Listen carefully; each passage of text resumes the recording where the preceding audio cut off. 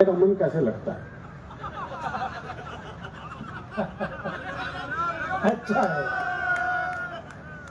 पहले तो मैं अमन की इस बात पे का विरोध प्रकट करता हूं जो उसने कहा था कि महिलाएं सुंदर होती हैं, पुरुष सुंदर नहीं होता।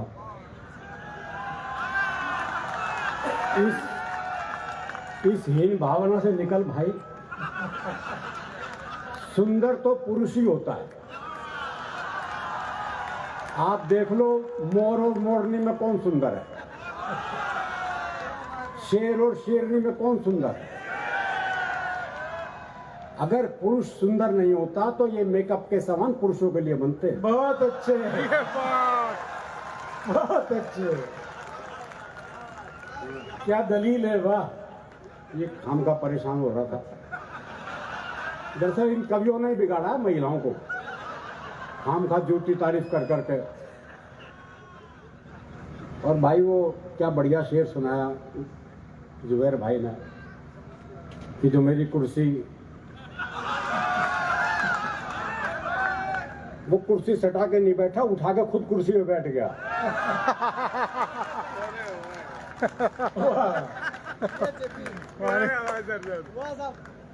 तो आप थोड़ी देर हंसेंगे जी। वैसे भी 3 साल तो कोरोना ने हंसने नहीं दिया, और 1 साल से वो अंबानी के छोरे का ब्याह ही खत्म नहीं हुआ। बहुत अच्छे। मतलब भगवान शिव के ब्याह के बाद ये दूसरा ऐसा ब्याह था वाह। जिसमें भूत प्रेत पिशाच चुड़ैल देवी देवता सारे नाचे।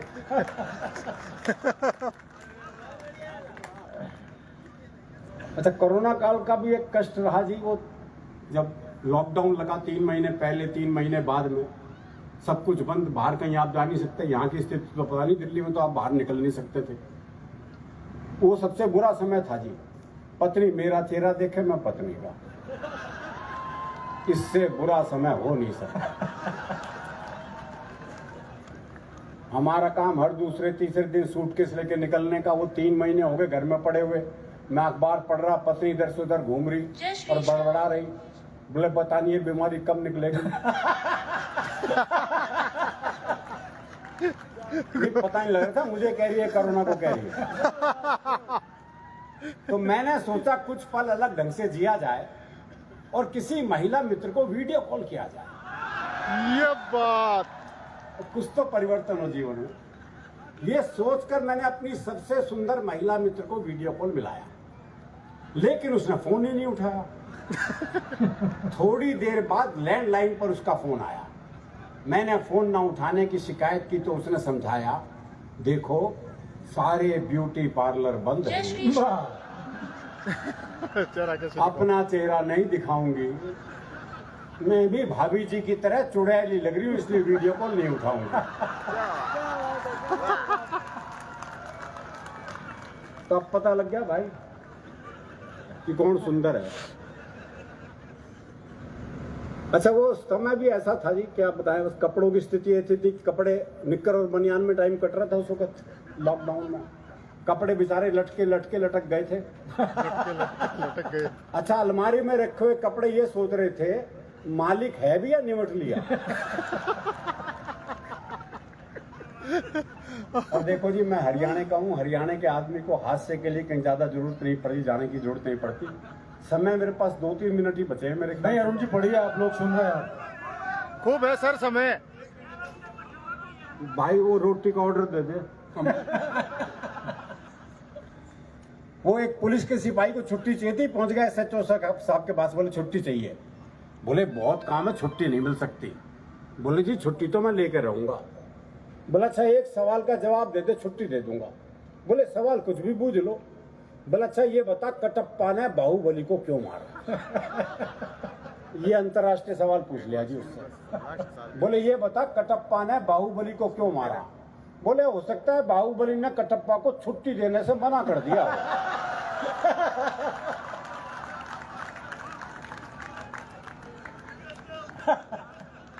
वो एक और को छुट्टी चाहिए, पहुंच गया SHO साहब के पास। बोले छुट्टी चाहिए। बोले किस लिए चाहिए? बोले जी मेरी शादी है। अब इस पे तो कौन मना कर रहा है इंदर जी। बोले अच्छा कितने दिन की चाहिए? बोले तो लुगाई देखने के बाद पता चलेगा।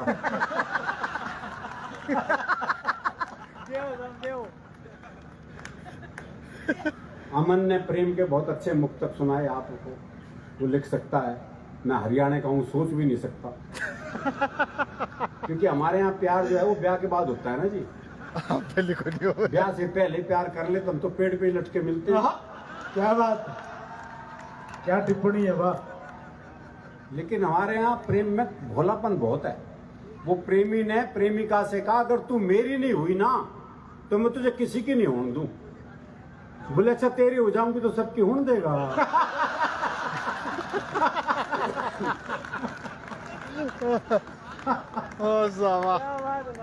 ये भोलापन है जी।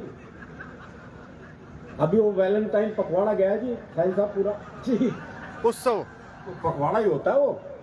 पहले 7 दिन चलते हैं वैलेंटाइन डे, फिर उसके बाद एंटी वैलेंटाइन डे, उसमें आता है प्रपोज डे। उत्सव भी बोल सकते हैं। वो हरियाणा में एक छोरे ने छोरी को प्रपोज किया, बोले मैं तेरे से ब्याह करना चाहता हूँ। तो लड़की बोली पुराना तरीका है, किसी नए ढंग से प्रपोज कर। तो लड़का बोला ऐसा है, तू मेरे छोरे से अपनी चिता में आग लगवाना पसंद करे? जय हो, जय हो महाराज, बहुत अच्छा। विवाह का ये मौलिक प्रस्ताव ये हमारे यहाँ संभव है। और संबंध विच्छेद के लिए बड़ी बड़ी बात नहीं चाहिए, बहुत सामान्य बात तो हो जाता है। वो प्रेमी ने प्रेमिका को जैसी सीने से लगाया तो प्रेमिका बोली तेरा दिल बड़ा कुरकुरा सा है। अरे बोले दिल कुरकुरा कौन है, तने बीड़ी का बंडल तोड़ दिया।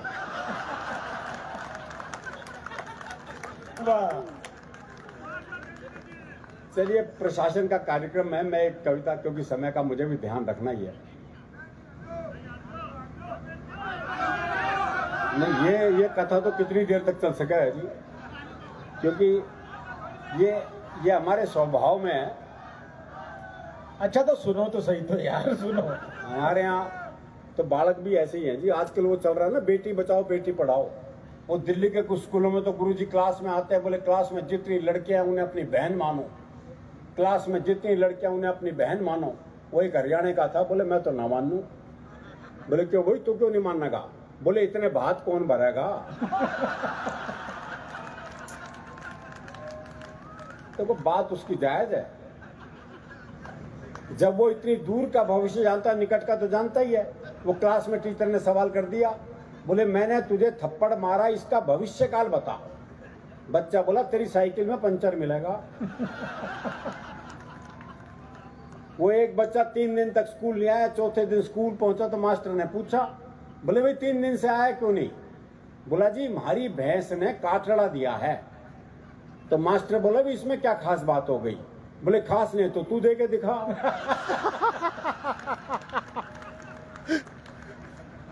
मैं चूरू प्रशासन को बहुत बधाई देता हूँ इस शानदार आयोजन के लिए, चूरू महोत्सव के लिए। एक कविता आपको सुनाता हूँ। क्या है कि हरियाणा के आदमी पे आरोप लगता है कि हरियाणा का आदमी उल्टे जवाब देता है। तो कोई जवाब उल्टे नहीं देता, लोग सवाल उल्टे करते हैं। ये जितने पुरुष बैठे हैं ये सवाल सुनते ही होंगे। वो बाल कटवाने के लिए पहुंचा तो बाल काटने वाले ने एक सामान्य सा सवाल कर दिया, बोले बाल छोटे करने हैं? बोले बढ़ा भी सके है। वो एक चौधरी कुत्ते को घुमा रहा था, तो एक ने पूछ लिया, बोले चौधरी कुत्ते ने घुमा हुआ है? बोले ना ऊंट है, कद छोटा रह गया इसका। लेकिन जवाब तो उल्टे ही देता है, इसमें भी कोई शक नहीं। आप किसी से बात करके देख लो, जवाब उल्टे ही मिलेंगे। वो मैंने एक से कहा, मैंने कहा रोहतक जाना है। अरे बोले जा, मैंने क्या रोक रखा है? अरे मैंने कहा सड़क रोहतक जाएगी क्या? बोले जी 30 साल हो गए, मैंने तो कहीं जाती दिखी ना। तो वो जवाब नहीं देगा। उसी के सौंदर्य पे एक शुद्ध हास्य की कविता है, बहुत आनंद की कविता है। कोई दिमाग लगाने की जरूरत नहीं, मैंने लिखने में नहीं लगाया। पुलिस को रंगरूटों का दस्ता चाहिए था नया। हरियाणा का राधे श्याम भी इंटरव्यू देने गया। इंटरव्यू में पूछा गया सिर्फ एक सवाल, और राधे ने बना दिया सवाल का बवाल। सवाल था, आप सेब खरीदने जाओगे तो 50 रुपए किलो के हिसाब से 100 ग्राम सेब के कितने पैसे देकर आओगे? ये आसान सा सवाल था जी। लेकिन इस आसान से सवाल को हरियाणा का आदमी कैसे बवाल बना सकता है, बस यही इस कविता का सौंदर्य है। आप सेब खरीदने जाओगे तो 50 रुपए किलो के हिसाब से 100 ग्राम सेब के कितने पैसे देकर आओगे? राधे बोला अगर मैंने 100 ग्राम सेब के भी पैसे दिए तो पुलिस में भर्ती हो रहा हूं क्या एसटीसी कराने के लिए?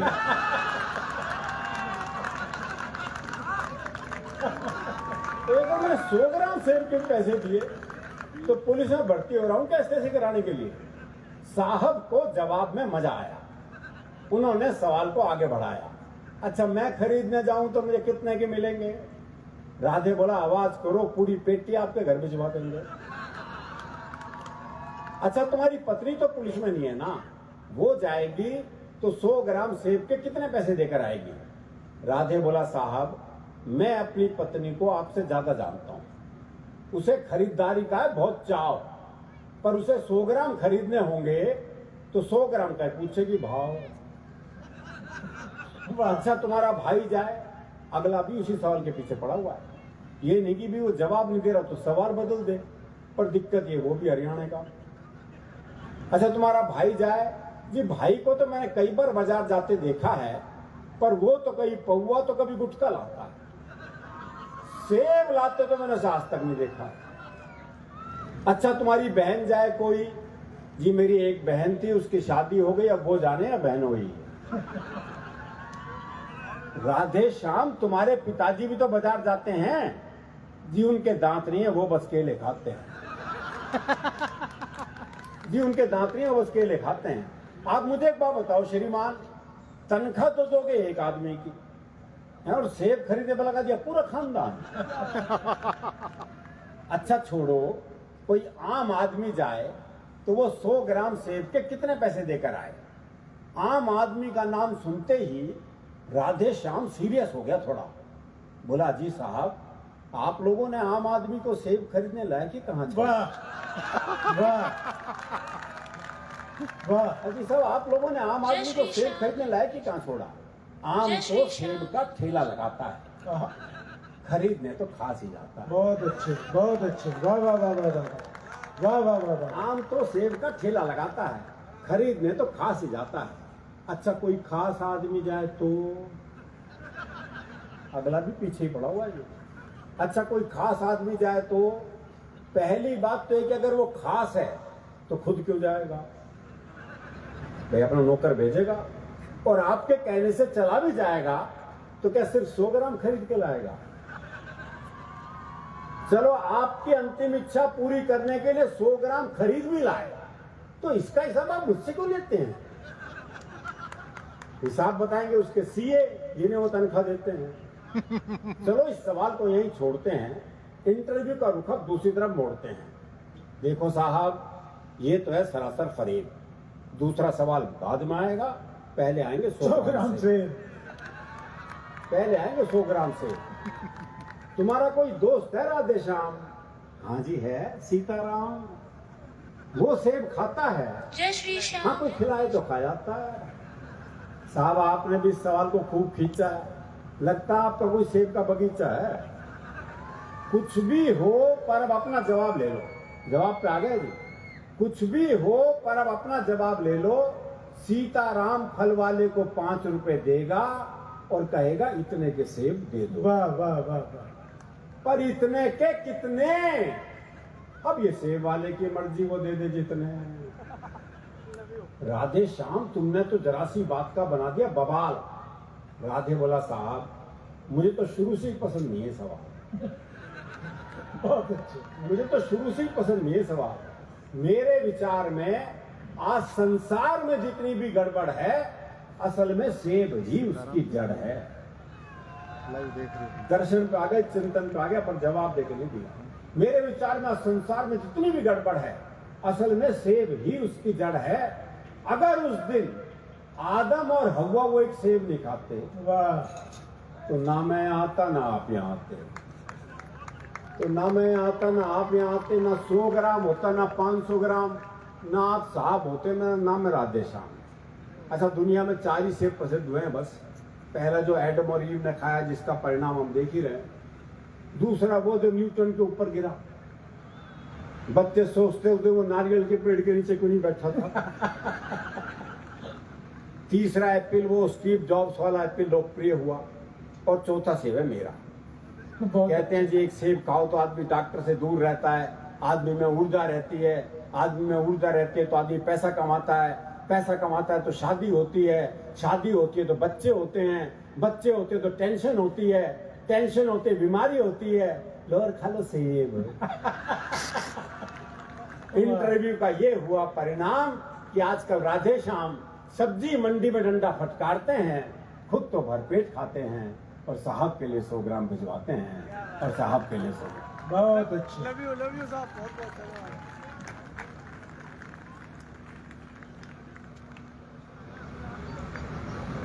दोस्तों, हमने वादा किया था कि हम 10 बजे इसको कार्यक्रम को समाप्त कर देंगे।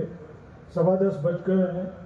इस कार्यक्रम में जिन जिन भी लोगों का योगदान रहा है सबको बहुत बहुत शुक्रिया, सबका बहुत बहुत आभार। और 4 पंक्तियां सुन लीजिए बस इस कार्यक्रम के निमित्त कि हर सेहरा में फूल खिलाना सबके बस की बात नहीं, इस सच्चाई को झुटलाना सबके बस की बात नहीं, कि छोटी सी कोशिश है ये, कमियां रह भी सकती हैं पर ऐसी कोशिश भी कर पाना सबके बस की बात नहीं। बहुत शुक्रिया। बहुत अच्छे। बहुत बहुत धन्यवाद। हमारे सभी कविगणों के लिए एक बार जोरदार तालियां आप सबकी तरफ से होनी चाहिए। नगर परिषद चूरू, पुलिस प्रशासन चूरू, जिला प्रशासन चूरू आप सभी का आभार व्यक्त करता है। आपने बखूबी हमारे इस मंच को सुना और आप सब ने जो आज की शाम में समा बांधा है उसके लिए हम एक बार चाहेंगे जोरदार तालियां आप सबकी तरफ से होनी चाहिए। और हम आगे की बात बाद में करेंगे। जरा एक आतिशबाजी का शो है, उसे भी हम एंजॉय करना चाहेंगे आप सभी के बीच। हमारे सभी सम्मानित व्यक्तियों का बहुत बहुत स्वागत, अभिनंदन आप सभी के बीच।